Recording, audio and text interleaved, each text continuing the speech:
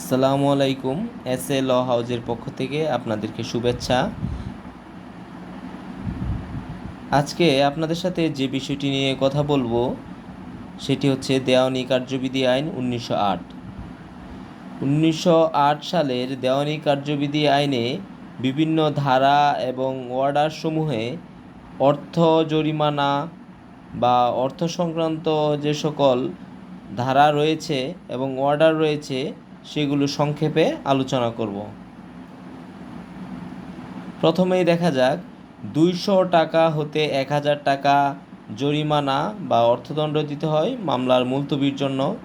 2000 টাকা প্রদান করতে হয় তিনটি বিষয়ের ক্ষেত্রে: 1, মিথ্যা মামলার জন্য; লিখিত আপত্তি পেশ করা না হলে; 3, খারিজ অথবা একতরফা পুনর্বহালের জন্য; এবং 1000 টাকা প্রদান করতে হয় ডিক্রি রদ অথবা খারিজ আদেশ রদ করার জন্য।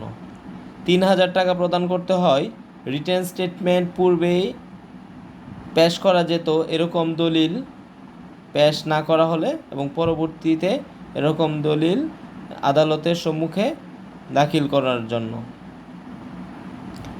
সর্বশেষ 10,000 টাকা জরিমানা বা অর্থদণ্ড দিতে হয় অপর্যাপ্ত কারণে গ্রেফতার অথবা অস্থায়ী নিষেধাজ্ঞার ক্ষতিপূরণ। সর্বশেষ যেটি দেখব, 20,000 টাকা কখন দিতে হয়?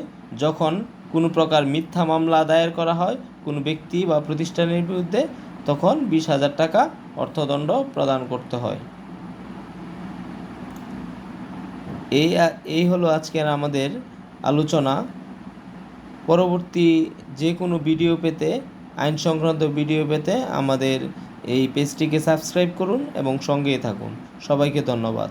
আসসালামু আলাইকুম।